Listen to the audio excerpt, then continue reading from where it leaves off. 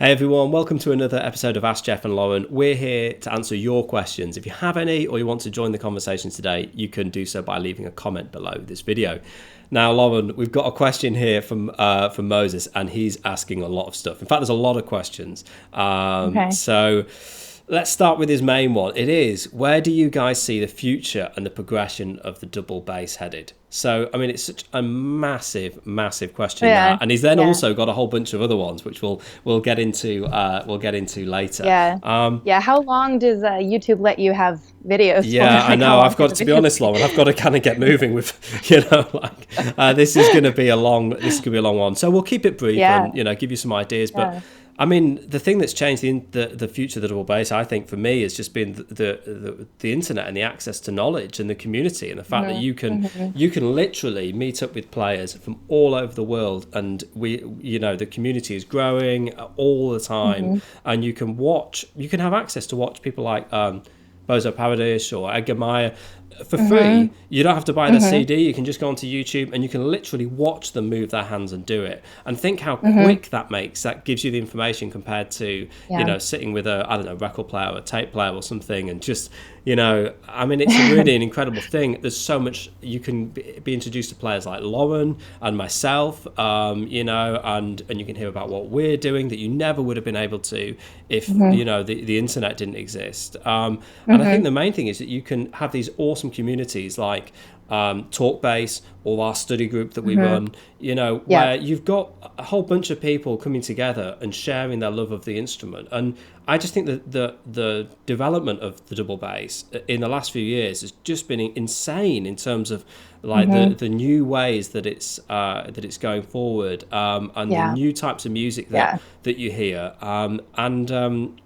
I think what was the last thing that I was going to say, but essentially, that sense of community, being able to interact with people from all around the world, and all of these great conferences that are happening, like the ISB conference, and that was it, the Standard. I mean, the Standard has just got higher and higher and higher. I saw Bass Europe this year had a convention. Their orchestral finalists were just absolutely mind-blowing. I can't remember the guy's name who won it. I mean, they were all amazing. Each one of the finalists absolutely blew my mind.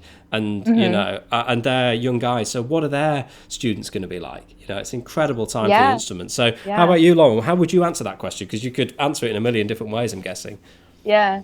Well, I think your second point was really the first thing that came to mind for me was just the skill level is just, and it's insane. I mean, I always think about what it was like 100 years ago with the bass. And I mean, it's no secret that the skill level for the general, average bass player has risen just so much. I mean, it's just insane. And I mean, quite frankly, I don't know if this is true, but I feel like it's just for the bass, it's skyrocketed in a way that is unparalleled in any other instrument, because you hear recordings of violinists from 100 years ago and it's still just fantastic, and people are of course getting better, and there are ways that you can learn and ways that everybody's improving. But for the bass, I mean, it's just absolutely insane. But that was happening before the internet was really string technology, string technology and instrument technology. The instruments that and the strings that we have access to now, and the bows, and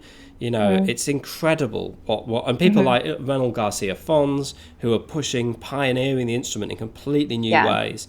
Well, and that is really cool.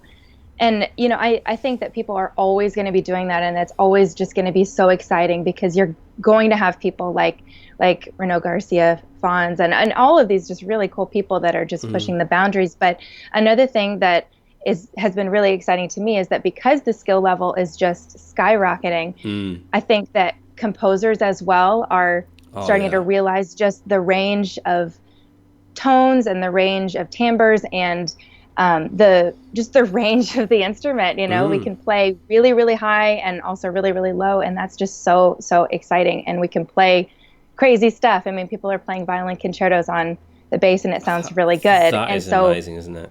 Yeah, and what's exciting to me is that we don't have a lot of rep that's standard. I mean, the bass concerto list is like puny compared to the piano concerto list. Oh yeah, of course.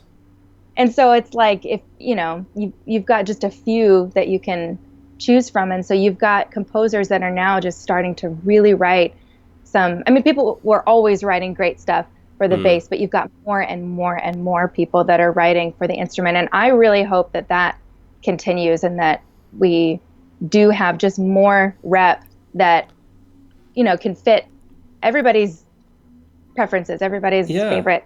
And there's so much in orchestral playing, in jazz playing, Latin music. There's just so many amazing things happening. You don't have to look far to. It's just almost routine now. You turn on the internet, it's like, what on earth is going on? I'm just, I know. And the fact everybody, it's like every time I see a new bass video from like, not even just certain people, but just if I see a new bass video, it's most of the time I'm just like, oh my God, like how is and it's because of that. When you see people doing stuff, like there's a girl, Nina De Cesar. I've never actually met her in person, she's but wonderful, isn't she? I love this girl. Like she's so great.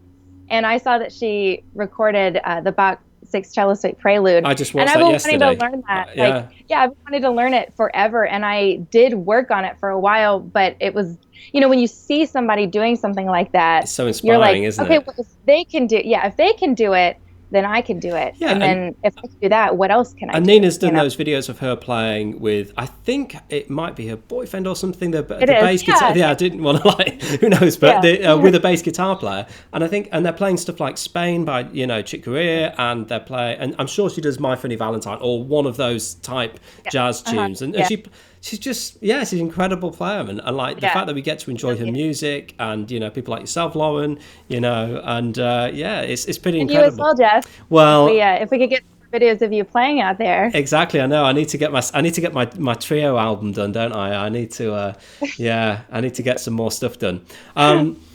So that's incredible. By the way, Moses has a bunch of other questions. Extended techniques. It's incredible. There's stuff like Niels Henning Ørsted Pedersen, using false harmonics and things. They're kind of questions that probably aren't quite we're able to cover today. But what do we think of Adam Neely's bass lessons? I absolutely love them. He's an absolute dude, and I love the way he edits his videos. You've probably not seen them because they're bass guitar alone, but you've got to check out Adam's stuff. Is just fantastic. And just to finish off, because Moses had quite a lot of stuff to ask here. What are your favourite colours? So go on, you first, Lauren. What's your favourite colour? Black.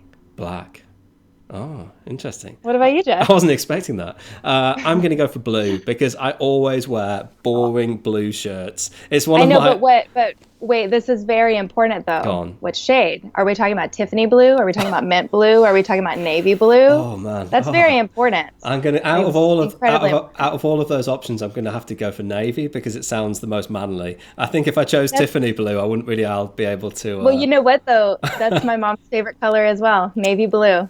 Keep it real. And then mine, black, is just one shade of black for everything. The same shade as my heart. So. Well, on that dark and somber note, we're going to say goodbye. But thanks so much for joining us. Lauren, thanks for hanging out with me today, of course. And thanks for your question, Moses. Please join the conversation and let us know where you think the future of the double bass is headed. And of course, the big question of today, what's your favourite colour? Cheers, guys.